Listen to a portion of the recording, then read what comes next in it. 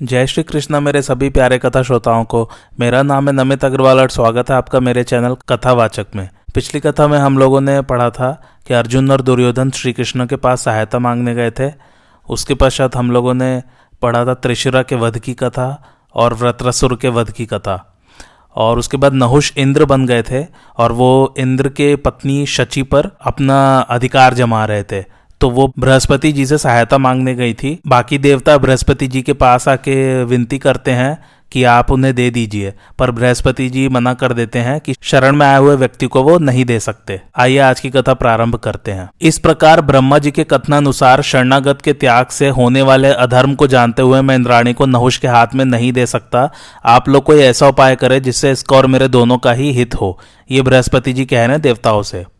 तब देवताओं ने इंद्राणी से कहा, देवी, यह स्थावर जंगम सारा जगत एक तुम्हारे ही आधार से टिका हुआ है। तुम पतिव्रत और सत्यनिष्ठा हो। एक बार नहुष के पास चलो। तुम्हारी कामना करने से वह पापी शीघ्र ही नष्ट हो जाएगा और देवराज शक्र फिर अपना ऐश्वर्य प्राप्त करेंगे। अपनी कार्य सिद्धि के लिए देवताओं से ऐसा निश्चय करके इंद्राणी अत्यंत संकोच पूर्वक नहुष के पास गई। उसे देखकर देवराज नहुष ने कहा, शुचि स्मिते, मैं तीनों लोकों का स्वामी हूँ, इसलिए सुंदरी तुम मुझे पति रूप में वर लो।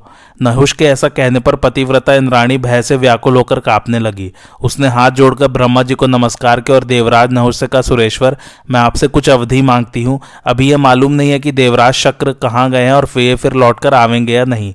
इसकी ठीक ठीक खोज करने पर यदि उनका पता न लगा तो मैं आपकी सेवा करने लगूंगी। नहुष ने कहा, सुंदरी, तुम जैसा कहती हो वैसा ही सही। अच्छा, शक्र का पता लगा लो, किंतु देखो अपने इन सत्य वचनों को याद रखना। इसके पश्चात नहुष से विदा होकर इंद्राणी बृहस्पति जी के घर आई। इंद्राणी की बात सुनकर अग्नि आदि देवता इकट्ठे होकर इंद्र के विषय में विचार करने लगे। फिर वे देवादि देव भगवान विष्णु से मिले और उनसे व्याकुल होकर कहा, देवेश्वर, आप जगत के स्वामी तथा हमारे आश्रय और पूर्वज हैं। आप समस्त प्राणियों की रक्षा के लिए ही विष्णु रूप में स्थित हुए हैं। भगवान, आपके तेज से वृत्रासुर का विनाश हो जाने पर इंद्र को ब्रह्मा हत्या ने घेर लिया है। आप उससे छूटने का उपाय बताइए। देवताओं की यह बात सुनकर विष्णु भगवान ने कहा, इंद्र अश्वमेध यज्ञ द्वारा मेरा ही पूजन करे, मैं उसे ब्रह्मा हत्या से मुक्त कर दूंगा। इससे वह सब प्रकार के भय से छूटकर फिर देवताओं का राजा हो जाएगा और दुष्ट बुद्धि नहुष अपने कुकर्म से नष्ट हो जाएगा। भगवान विष्णु की वह सत्य, शुभ और अमृतमयी वाणी सुनकर देवता लोग ऋषि और उपाध्यायों के सहित उस स्थान पर गए जहां भय से व्याकुल इंद्र छिपे हुए थे। वहां इंद्र की शुद्धि के लिए ब्रह्मा हत्या की निवृत्ति करने वाला अश्वमेध महायज्ञ आरंभ हुआ। उन्होंने ब्रह्मा हत्या को विभक्त करके उसे वृक्ष, नदी, पर्वत, पृथ्वी और स्त्रियों में बांट दिया। इससे इंद्र निष्पाप और निशोक हो गए। किंतु जब वे अपना स्थान ग्रहण करने के लिए आए तो उन्होंने देखा कि नहुष देवताओं के प्रभाव से दुस्सह हो रहा है तथा अपनी दृष्टि से ही वह समस्त प्राणियों के तेज को नष्ट कर देता है। यह देखकर वे भय से कांप उठे और वहां से फिर चले गए तथा अनुकूल समय की प्रतीक्षा करते हुए सब जीवों से अदृश्य रहकर विचरने लगे। अच्छा, इसमें बार बार जो है पिछली कथा में अक्षौहिणी शब्द आ रहा था, तो अक्षौहिणी सेना का अर्थ क्या है वो मैं आप लोगों को बता देता हूँ। अक्षौहिणी दरअसल प्राचीन भारत में सेना का माप हुआ करता था। ये संस्कृत का शब्द है। इसका माप कैसे है वो मैं समझा देता हूँ। महाभारत के अनुसार इसमें 21,780 रथ, 21,780 हाथी, 65,610 घुड़सवार एवं 1,09,350 पैदल सैनिक होते हैं। तो इसके अनुसार इनका अनुपात होता है 1 रथ, 1 गज, 3 घुड़सवार, 5 पैदल सैनिक। इसके प्रत्येक भाग की संख्या के अंकों का कुल जमा 18 होता है। 18 कैसे होता है वो भी सुनिए। एक घोड़े पर एक सवार बैठा होगा। हाथी पर कम से कम 2 व्यक्तियों का होना आवश्यक है, एक फील्डवान और दूसरा लड़ने वाला योद्धा। इसी प्रकार एक रथ में 2 मनुष्य और 4 घोड़े रहे होंगे। इस प्रकार महाभारत की सेना के मनुष्यों की संख्या कम से कम 46,81,920 और घोड़ों की संख्या रथ में जुटे हुए लोगों को लगाकर 27,15,620 हुई। इस संख्या में दोनों ओर के मुख्य योद्धा कुरुक्षेत्र के मैदान में एकत्र ही नहीं हुई, वहीं मारी भी गई। तो ये माप था अक्षौहिणी का। अब आगे कथा पढ़ते हैं। इंद्र के चले जाने से इंद्राणी पर फिर शोक के बादल मंडराने लगे। वह अत्यंत दुखी होकर हा इंद्र ऐसा कहकर विलाप करने लगे और कहने लगी, यदि मैंने दान किया हो, हवन किया और गुरुजनों को अपनी सेवा से संतुष्ट रखा हो तथा मुझ में सत्य हो तो मेरा पातिव्रत्य अविचल रहे, मैं कभी किसी अन्य पुरुष की ओर न देखूं। मैं उत्तरायण के अधिष्ठात्री रात्रि देवी को प्रणाम करती हूँ, वे मेरा मनोरथ सफल करें। फिर उसने एकाग्रचित होकर रात्रि देवी उपश्रुति की उपासना की और यह प्रार्थना की कि जहां पर देवराज हो वह स्थान मुझे दिखाइए। इंद्राणी की यह प्रार्थना सुनकर उपश्रुति देवी मूर्तिमती होकर प्रकट हो गई। उन्हें देखकर इंद्राणी को बड़ी प्रसन्नता हुई और उसने उनका पूजन करके कहा, देवी आप कौन हैं? आपका परिचय पाने के लिए मुझे बड़ी उत्कंठा है। उपश्रुति ने कहा, देवी मैं उपश्रुति हूँ, तुम्हारे सत्य के प्रभाव से ही मैं तुम्हें दर्शन देने के लिए आई हूँ। तुम पतिव्रत और यम नियम से मुक्त हो, मैं तुम्हें देवराज इंद्र के पास ले चलूंगी। तुम जल्दी से मेरे पीछे पीछे चली आओ, तुम्हें देवराज के दर्शन हो जाएंगे। फिर उपश्रुति के चलने पर इंद्राणी उनके पीछे होली तथा देवताओं के वन, अनेकों पर्वत तथा हिमालय को लांघकर एक दिव्य सरोवर पर पहुंची। उस सरोवर में एक अति सुंदर विशाल कमलिनी थी। उसे एक ऊंचे नाल वाले गौरवर्ण महाकमल ने घेर रखा था। उपश्रुति ने उस कमल के नाल को फाड़कर उसमें इंद्राणी के सहित प्रवेश किया और वहां एक तंतु में इंद्र को छुपे हुए पाया।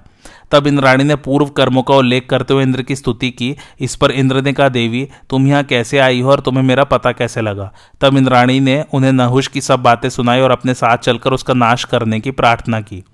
इंद्राणी के इस प्रकार कहने पर इंद्र ने कहा, देवी इस समय नहुष का बल बढ़ा हुआ है। ऋषियों ने हव्य कव्य देकर उसे बहुत बढ़ा दिया है, इसलिए यह पराक्रम प्रकट करने का समय नहीं है। मैं तुम्हें एक युक्ति बताता हूँ, उसके अनुसार काम करो। तुम एकांत में जाकर नहुष से कहो कि तुम ऋषियों से अपनी पालकी उठवाकर मेरे पास आओ, तुम्हें प्रसन्न होकर तुम्हारे अधीन हो जाऊंगी। देवराज के ऐसा कहने पर शची जो आ गया ऐसा कहकर नहुष के पास गई। उसे देखकर नहुष ने मुस्कुराकर कहा, कल्याणी तुम खूब आई, कहो मैं तुम्हारी क्या सेवा करूं? तुम विश्वास करो, मैं सत्य की शपथ करके कहता हूं कि मैं तुम्हारी बात अवश्य मानूंगा। इंद्राणी ने कहा, जगतपते मैंने आपसे जो अवधि मांगी है मैं उसके बीतने की ही प्रतीक्षा में हूं, परंतु मेरे मन में एक बात है, आप उस पर विचार कर लें। यदि आप मेरी वह प्रेम भरी बात पूरी कर देंगे तो मैं अवश्य आपके अधीन हो जाऊंगी। राजन मेरी ऐसी इच्छा है कि ऋषि लोग आपस में मिलकर आपको पालकी में बैठाकर मेरे पास लाएं। नहुष ने कहा, सुंदरी तुमने तो मेरे लिए बड़ी ही अनूठी सवारी बताई है, ऐसे वाहन पर तो कोई नहीं चढ़ा होगा। यह मुझे बहुत पसंद आया है, मुझे तो तुम अपने अधीन ही समझो। अब सप्तर्षि और ब्रह्मर्षि लोग मेरी पालकी लेकर चलेंगे। ऐसा कहकर राजा नहुष ने इंद्राणी को विदा कर दिया और अत्यंत कामासक्त होने के कारण ऋषियों से पालकी उठवाने लगा। इधर शची ने बृहस्पति जी के पास जाकर कहा, नहुष ने मुझे जो अवधि दी थी वह थोड़ी ही शेष रह गई है, अब आप शीघ्र ही शक्र की खोज कराइए। मैं आपकी भक्त हूँ, आप मेरे ऊपर कृपा करें। तब बृहस्पति जी ने कहा, ठीक है, तुम दुष्टचित्त नहुष से किसी प्रकार भय मत मानो। यह नराधम महर्षियों से अपनी पालकी उठवाता है, इसे धर्म का कुछ भी ज्ञान नहीं है, इसलिए अब इसे गया ही समझो। यह बहुत दिन इस स्थान में नहीं टिक सकता। तुम तनिक भी मत डरो, भगवान तुम्हारा मंगल करेंगे। इसके पश्चात महातेजस्वी बृहस्पति जी ने अग्नि प्रज्वलित करके शास्त्रानुसार उत्तम हवि से हवन किया और अग्निदेव से इंद्र की खोज करने के लिए कहा। उनकी आज्ञा पाकर अग्निदेव ने ताल तलैया, सरोवर और समुद्र में इंद्र की खोज की। ढूंढते ढूंढते वे उस सरोवर पर पहुंच गए जहां इंद्र छिपे हुए थे। वहां उन्हें देवराज एक कमल नाल के तंतु में छिपे दिखाई दिए। तब उन्होंने बृहस्पति जी को सूचना दी कि इंद्र अणुमात्र रूप धारण करके एक कमलनाल के तंतु में छिपे हुए हैं। यह सुनकर बृहस्पति जी देवर्षि और गंधर्वों के सहित उस सरोवर के तट पर आए और इंद्र के प्राचीन कर्मों का उल्लेख करते हुए उनकी स्तुति करने लगे।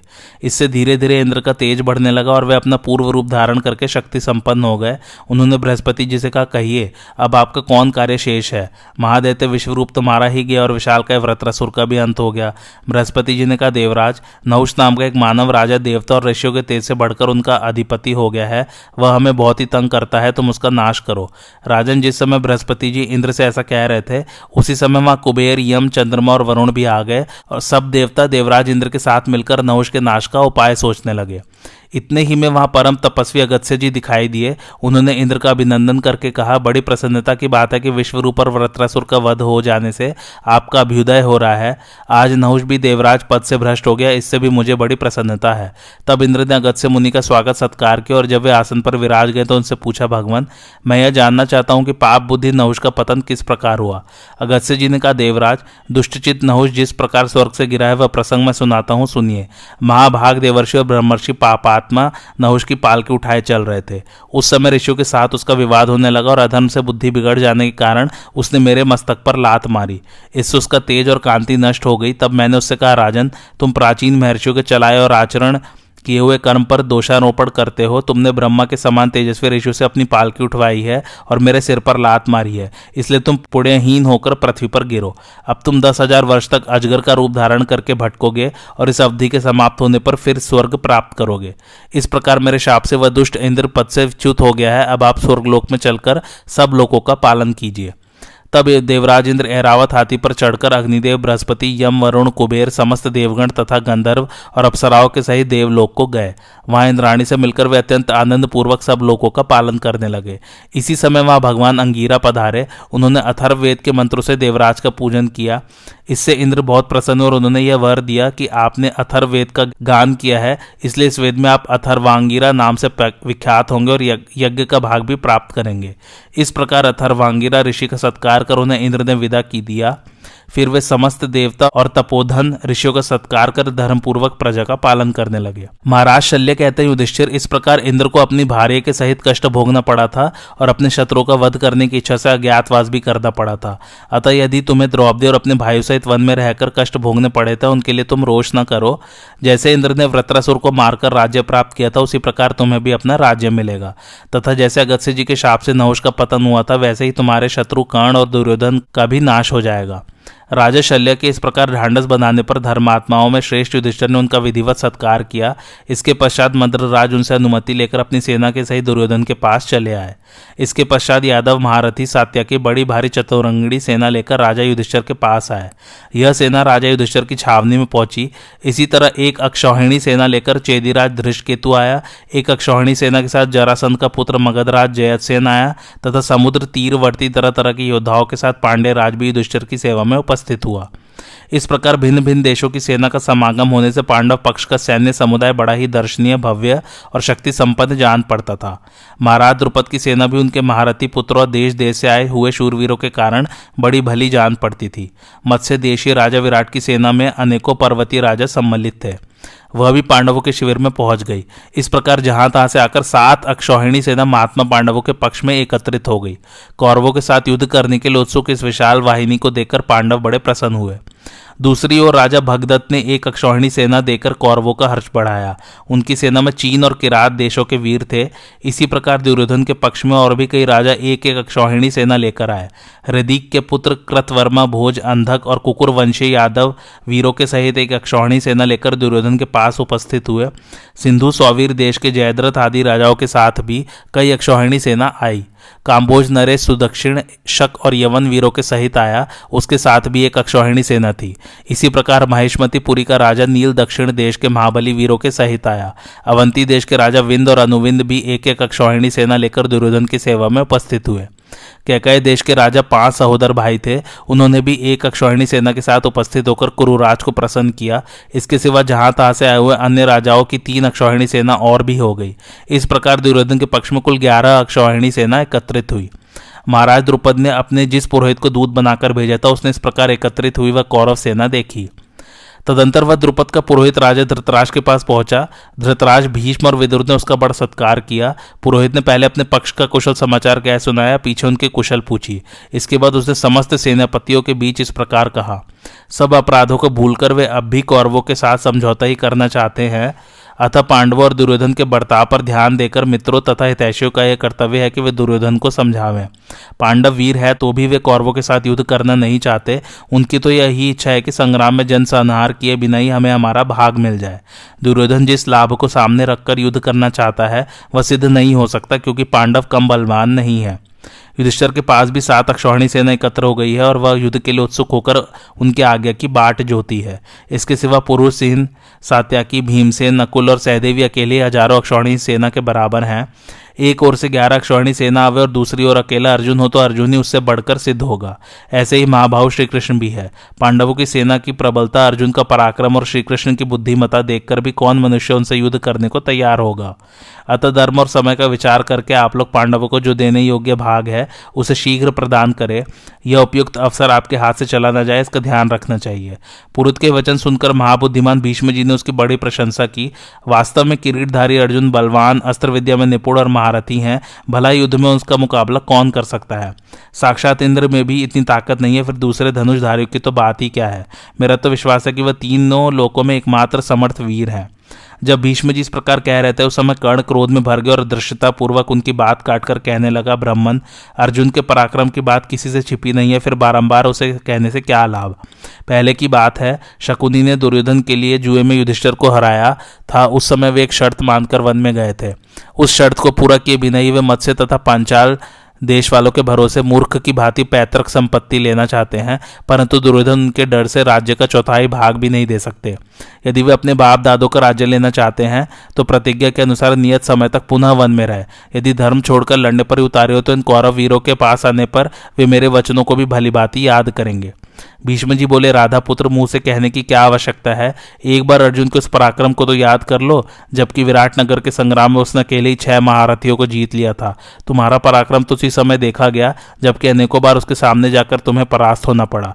यदि हम लोग इस ब्राह्मण के कथनानुसार कार्य नहीं करेंगे तो अवश्य ही युद्ध में पांडवों के हाथ से मरकर हमें धूल फाकनी पड़ेगी। भीष्म के ये वचन सुनकर धृतराष्ट्र ने उनका सम्मान किया और उन्हें प्रसन्न करते हुए कर्ण को डांटकर कहा, भीष्म जी ने जो कहा इसी में हमारा और पांडवों का हित है, इसी से जगत का भी कल्याण है। ब्राह्मण देवता, मैं सबके साथ सलाह करके संजय को पांडवों के पास भेजूंगा। अब आप शीघ्र ही लौट जाइए। ऐसा कहकर धृतराष्ट्र ने पुरोहित का सत्कार किया और उन्हें पांडवों के पास भेज दिया। तदंतर धृतराष्ट्र ने संजय को सभा में बुलाकर कहा, संजय, लोग कहते हैं पांडव उपलव्य नामक स्थान में आकर रह रहे हैं, तुम भी वहां जाकर उनकी सुध लो। राजा धृतराष्ट्र के वचन सुनकर संजय पांडवों से मिलने के लिए उपलव्य में गया। वहां पहुंचकर उसने पहले कुंती नंदन राजा युधिष्ठिर को प्रणाम किया। राजा युधिष्ठिर ने कहा, संजय, तुम्हारा स्वागत है, तुमसे मिलकर आज हमें बड़ी प्रसन्नता हुई। संजय बोला, अजात शत्रु, अब आप ही अपनी बुद्धि से विचार करके कोई ऐसा मार्ग निकालिए जिससे कौरव पांडव को सुख मिले। यहाँ जो राजा उपस्थित है उन्हें बुला लीजिए, अपने मंत्रियों और पुत्रों को भी साथ रखिए, फिर आपके चाचा धृतराष्ट्र ने जो संदेश भेजा है उसे सुनिए। युधिष्ठिर ने कहा, संजय, यहाँ भगवान श्री कृष्ण, सात्यकी तथा राजा विराट मौजूद हैं, पांडव और संजय सब एकत्रित है। अब धृतराष्ट्र का संदेश सुनाओ। संजय बोला, राजा धृतराष्ट्र युद्ध नहीं शांति चाहते हैं। उन्होंने बड़ी उतावली के साथ रथ तैयार कराकर मुझे यहाँ भेजा है। हाथ जोड़कर आप लोगों की शरण में आए हो, मेरी प्रार्थना पर ध्यान देकर वही कार्य करें जिससे कौरव और संजय वंश का कल्याण हो। मुझे विश्वास है भगवान श्री कृष्ण और अर्जुन मेरी प्रार्थना ठुकरा नहीं सकते, और तो क्या मेरे मांगने पर अर्जुन अपने प्राण तक दे सकते हैं। ऐसा समझकर ही मैं संधि के लिए प्रस्ताव करता हूँ। संधि ही शांति का सर्वोत्तम उपाय है। भीष्म पितामह और राजा धृतराष्ट्र की भी यही सम्मति है। युधिष्ठिर ने कहा, संजय, तुमने ऐसी कौन सी बात सुनी है जिससे मेरी युद्ध की इच्छा जानकर भयभीत हो रहे हो? युद्ध करने की अपेक्षा उसे न करना ही अच्छा है। संधि का अवसर पाकर भी कौन युद्ध करना चाहेगा? इस बात को मैं भी समझता हूँ कि बिना युद्ध किए यदि थोड़ा भी लाभ हो तो उसे बहुत मानना चाहिए।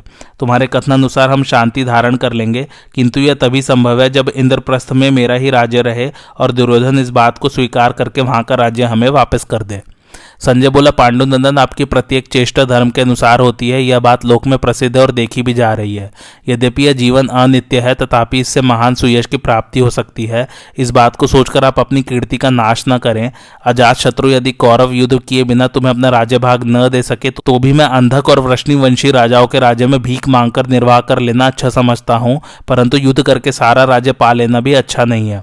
अतः पांडव, यह नरसंहार तुम्हारे यश के अनुकूल नहीं है। तुम युद्ध रूपी पाप में प्रवृत्त मत हो। इस जगत के भीतर धन की तृष्णा बंधन में डालने वाली है। उसमें फंसने पर धर्म में बाधा आती है। जो धर्म को अंगीकार करता है वही ज्ञानी है। भोगों की इच्छा रखने वाला मनुष्य अर्थ सिद्धि से भ्रष्ट हो जाता है। जो ब्रह्मचर्य और धर्माचरण का त्याग करके अधर्म में प्रवृत्त होता है तथा जो मूर्खता के कारण परलोक पर अविश्वास करता है, वह ज्ञानी मृत्यु के पश्चात बड़ा कष्ट भोगता है। इतने पर भी यदि आप लोगों को वह युद्ध रूपी पाप कर्म ही करना है, तब तो चिरकाल के लिए आप वन में जाकर रहे, यही अच्छा है। वनवास में दुख तो होगा, पर है वह धर्म। कुंती नंदन, आपकी बुद्धि कभी भी अधर्म में नहीं लगती। आपने क्रोधवश कभी पाप कर्म किया हो ऐसी बात भी नहीं है। फिर बताइए क्या कारण है जिसके लिए आप अपने विचार के विपरीत कार्य करना चाहते हैं? युधिष्ठिर ने कहा, संजय, तुम्हारा यह कहना बिल्कुल ठीक है कि सब प्रकार के कर्मों में धर्म ही श्रेष्ठ है, परंतु मैं जो कार्य करने जा रहा हूँ वह धर्म है या अधर्म, इसकी पहले खूब जांच कर लो, फिर मेरी निंदा करना। यदि मैं संधि का परित्याग अथवा युद्ध करके अपने धर्म से भ्रष्ट हो निंदा का पात्र बन रहा हूं, तो ये भगवान वासुदेव इस विषय में अपने विचार प्रकट करें, क्योंकि इन्हें दोनों पक्षों का हित साधन अभीष्ट है। ये प्रत्येक कर्म का अंतिम परिणाम जानते हैं, विद्वान हैं, इनसे श्रेष्ठ दूसरा कोई नहीं है। ये हमारे सबसे बढ़कर प्रिय है, मैं इनकी बात कभी नहीं टाल सकता। भगवान श्री कृष्ण का, संजय, जिस प्रकार मैं पांडवों को विनाश से बचाना चाहता हूँ, उनको ऐश्वर्य दिलाना तथा उनका प्रिय करना चाहता हूँ, उसी प्रकार अनेकों पुत्रों से युक्त राजा धृतराष्ट्र के अभ्युदय की भी शुभ कामना करता हूँ। मेरी एकमात्र यही इच्छा है कि दोनों पक्ष शांत रहें। राजा युधिष्ठिर को भी शांति ही प्रिय है, यह बात सुनता हूँ और पांडवों के समक्ष इसे स्वीकार भी करता हूँ। परंतु संजय, शांति का होना कठिन ही जान पड़ता है। जब धृतराष्ट्र अपने पुत्रों सहित लोभवश इनका राज्य भी हड़प लेना चाहता है तो कलह कैसे नहीं बढ़ेगा। तुम ये जानते हो कि मुझसे या युधिष्ठिर से धर्म का लोप नहीं हो सकता, तो भी उत्साह के साथ अपने धर्म का पालन करने वाले युधिष्ठिर के धर्म लोप की शंका तुम्हें क्यों हुई? ये तो पहले से ही शास्त्रीय विधि के अनुसार कुटुंब में रह रहे हैं, अपने राज्य भाग को प्राप्त करने का जो ये प्रयास करते हैं, ऐसे तुम धर्म का लोप क्यों बता रहे हो? इस प्रकार के गृहस्थ जीवन का भी विधान तो है ही, इसे छोड़कर वनवासी होने का विचार तो ब्राह्मणों में होना चाहिए। कोई तो गृहस्थ धर्म में रहकर कर्मयोग के द्वारा पारलौकिक सिद्धि का होना मानते हैं, कुछ लोग कर्म को त्याग कर ज्ञान के द्वारा ही सिद्धि का प्रतिपादन करते हैं, परंतु खाए पिए बिना किसी की भी भूख नहीं मिट सकती। इसी से ब्रह्मवेत्ता ज्ञानी के लिए भी गृहस्थों के घर भिक्षा का विधान है। इस ज्ञान योग की विधि का भी कर्म के साथ ही विधान है। ज्ञान पूर्वक किया हुआ कर्म उच्छिन्न हो जाता है, बंधन कारक नहीं होता। इनमें कर्म को त्याग कर केवल संन्यास आदि को ही जो लोग उत्तम मानते हैं वे दुर्बल है, उनके कथन का कोई मूल्य नहीं है। संजय, तुम तो संपूर्ण लोगों का धर्म जानते हो। दुर्योधन तो क्रोध के वशीभूत हो रहा है, उसने जो छल से राज्य का अपहरण किया है उसे लोभ के कारण धर्म मानता है और राज्य को हथियाना चाहता है। किंतु पांडवों का राज्य तो धरोहर के रूप में रखा गया था, उसे कौरव लोग कैसे पा सकते हैं? दुर्योधन ने जिन्हें युद्ध के लिए एकत्रित किया है वे मूर्ख राजा लोग घमंड के कारण मौत के फंदे में आ फंसे हैं। संजय, भरी सभा में कौरवों ने जो बर्ताव किया था उस महान पाप कर्म पर भी दृष्टि डालो। पांडवों की प्यारी पत्नी सुशीला द्रौपदी रजस्वला की अवस्था में सभा में लाई गई, पर भीष्म आदि प्रधान कौरवों ने भी उसकी ओर से उपेक्षा दिखाई। उस समय यदि बालक से लेकर बूढ़े तक सभी कौरव दुशासन को रोक देते तो मेरा प्रिय कार्य होता और धृतराष्ट्र के पुत्रों का भी हित होता। सभा में बहुत से राजा एकत्रित थे, परंतु दीनतावश किसी से भी उस अन्याय का विरोध नहीं किया जा सका। केवल विदुर जी ने अपना धर्म समझकर मूर्ख दुर्योधन को मना किया था। संजय, वास्तव में धर्म को बिना समझे ही तुम इस सभा में पांडुनंदन युधिष्ठिर को ही धर्म को उपदेश करना चाहते हो। द्रौपदी ने सभा में जाकर बड़ा दुष्कर कार्य किया, जो कि उसने अपने पतियों को संकट से बचा लिया। उसे वहां कितना अपमान सहना पड़ा। सभा में वह अपने श्वशुरों के पास खड़ी थी तो भी उसे लक्ष्य करके सूत पुत्र कर्ण ने कहा, याज्ञसेनी, अब तेरे लिए दूसरी गति नहीं है, दासी बनकर दुर्योधन के महल में चली जा। तेरे पति तो दावों में हार चुके हैं, अब किसी दूसरे पति को वर ले। जब पांडव वन में जाने के लिए काला मृगचर्म धारण कर रहे थे उस समय दुशासन ने यह कितनी कड़वी बात कही। ये सब के सब नपुंसक अब नष्ट हो गए, चिरकाल के लिए नरक के गर्त में गिर गए। संजय, कहाँ तक कहे, जुए के समय जितने निंदित वचन कहे गए थे वे सब तुम्हें ज्ञात हैं। तो भी इस बिगड़े हुए कार्य को बनाने के लिए मैं स्वयं हस्तिनापुर चलना चाहता हूँ। यदि पांडवों का स्वार्थ नष्ट किए बिना ही कौरवों के साथ संधि कराने में सफल हो सका तो मैं अपने इस कार्य को बहुत ही पुनीत और अभ्युदयकारी समझूंगा और कौरव भी मौत के फंदे से छूट जाएंगे। पांडव धृतराष्ट्र की सेवा के लिए भी तैयार है और युद्ध के लिए भी। अब राजा को जो अच्छा लगे उसे स्वीकार करें। पांडव धर्म का आचरण करने वाले हैं, यद्यपि ये शक्तिशाली योद्धा है तो भी संधि करने को उद्यत है। तुम ये सब बातें धृतराष्ट्र को अच्छी तरह समझा देना। संजय ने कहा, पांडुनंदन, आपका कल्याण हो। अब मैं जाता हूँ और इसके लिए आपके आज्ञा चाहता हूँ। मैंने मानसिक आवेश के कारण वाणी से जो कुछ कह दिया, इससे आपको कष्ट तो नहीं हुआ? युधिष्ठिर बोले, संजय जाओ, तुम्हारा कल्याण हो। तुम तो कभी हमें कष्ट देने की बात सोचते भी नहीं। समस्त कौरव तथा हम पांडव लोग जानते हैं तुम्हारा हृदय शुद्ध है और तुम किसी के पक्षपाती न होकर मध्यस्थ हो।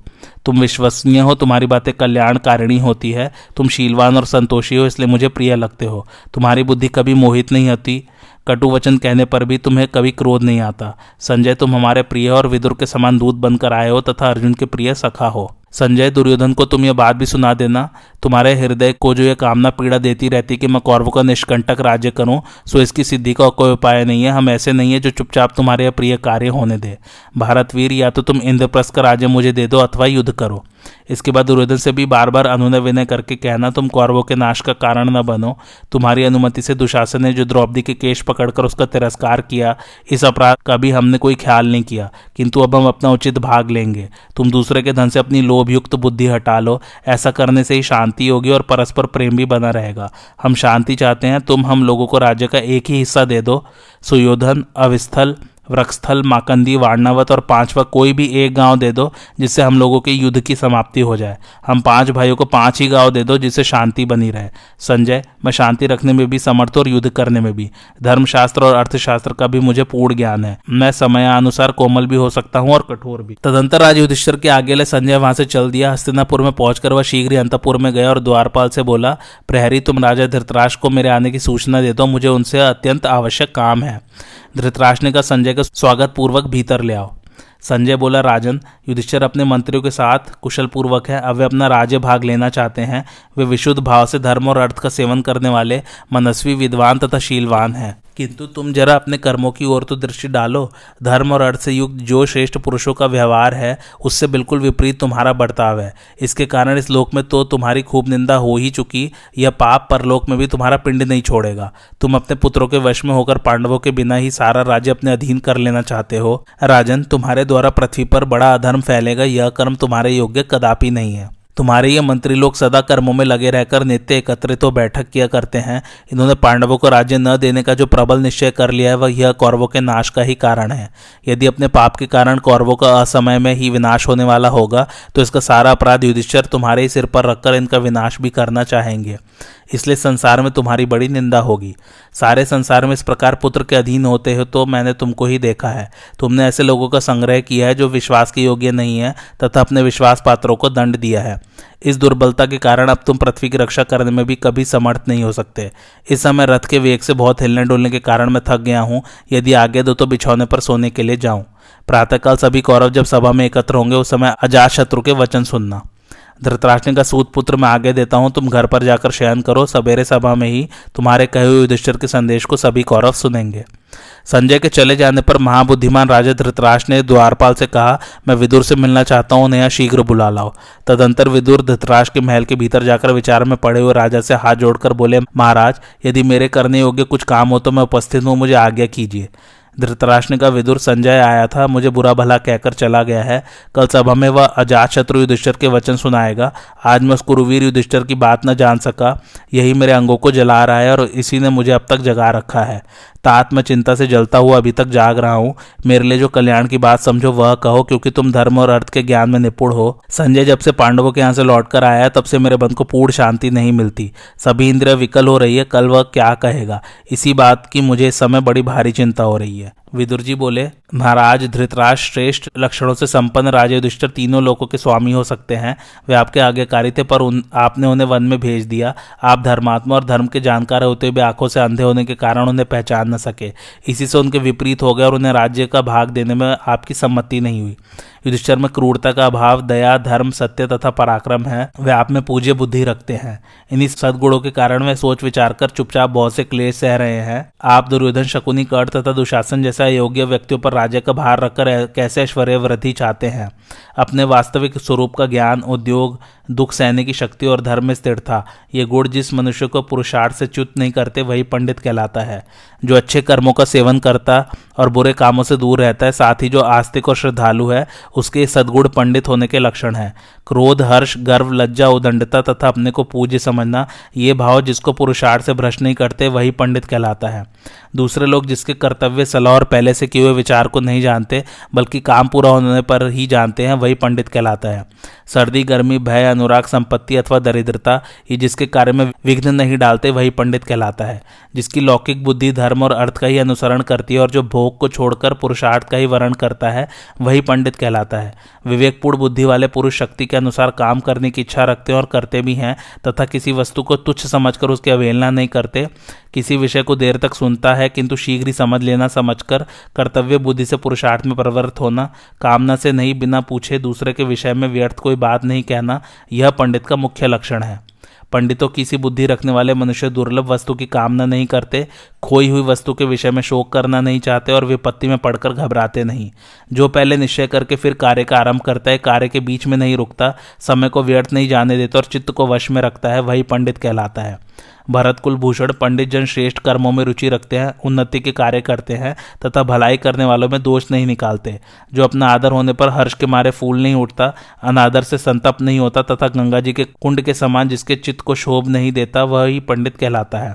जो संपूर्ण भौतिक पदार्थों की असलियत का ज्ञान रखने वाला, सब कार्यों के करने का ढंग जानने वाला तथा मनुष्यों में सबसे बढ़कर उपाय का जानकार है, वह मनुष्य पंडित कहलाता है। जिसकी वाणी कहीं रुकती नहीं, जो विचित्र ढंग से बातचीत करता है, तर्क में निपुण और प्रतिभाशाली है तथा जो ग्रंथ के तात्पर्य को शीघ्र ही बता सकता है, वह पंडित कहलाता है। जिसकी विद्या बुद्धि का अनुसरण करती है और बुद्धि विद्या का तथा जो शिष्ट पुरुषों की मर्यादा को उल्लंघन नहीं करता, वही पंडित की पदवी पा सकता है। जो बहुत धन, विद्या तथा ऐश्वर्य को पाकर इटलाता नहीं, वही पंडित कहलाता है। क्षमाशील पुरुषों में एक ही दोष का आरोप होता है, दूसरे की तो संभावना ही नहीं है। वह दोष यह कि क्षमाशील मनुष्य को लोग असमर्थ समझ लेते हैं, किंतु क्षमाशील पुरुष का वह दोष नहीं मानना चाहिए, क्योंकि क्षमा बहुत बड़ा बल है। क्षमा असमर्थ मनुष्य का गुण तथा समर्थों का भूषण है। इस जगत में क्षमा वशीकरण रूप है। भला क्षमा से क्या नहीं सिद्ध होता? जिसके हाथ में शांति रूपी तलवार है, उसका दुष्ट पुरुष क्या कर लेंगे? क्षमाहीन पुरुष अपने को तथा दूसरे को भी दोष का भागी बना लेता है। केवल धर्म ही परम कल्याणकारक है। एकमात्र क्षमा ही शांति का सर्वश्रेष्ठ उपाय है। एक विद्या ही परम संतोष देने वाली है और एकमात्र अहिंसा ही सुख देने वाली है। जरा भी कठोर न बोलना और दुष्ट पुरुषों का आदर न करना, इन दो कर्मों को करने वाला मनुष्य इस लोक में विशेष शोभा पाता है। जो निर्धन होकर भी बहुमूल्य वस्तु की इच्छा रखता और असमर्थ होकर भी क्रोध करता, ये दोनों ही अपने शरीर को सुखा देने वाले कांटों के समान हैं। दो ही अपने विपरीत कर्म के कारण शोभा नहीं पाते, अकर्मण्य गृहस्थ और प्रपंच में लगा हुआ सन्यासी। राजन, ये दो प्रकार के पुरुष स्वर्ग के भी ऊपर स्थान पाते हैं, शक्तिशाली होने पर भी क्षमा करने वाला और निर्धन होने पर भी दान देने वाला। मनुष्यों की कार्य सिद्धि के लिए उत्तम, मध्यम और अधम, ये तीन प्रकार के उपाय सुने जाते हैं, ऐसा वेद वेत्ता विद्वान जानते हैं। राजन, उत्तम, मध्यम और अधम ये तीन प्रकार के पुरुष होते हैं। इनको यथा योग्य तीन ही प्रकार के कर्मों में लगाना चाहिए। आज की कथा यहीं समाप्त होती है। कैसी लगी आप लोगों को मेरी कथा, मुझे कमेंट करके जरूर बताइए और मेरे चैनल कथावाचक को लाइक, शेयर और सब्सक्राइब जरूर कीजिए। Thanks for watching. धन्यवाद।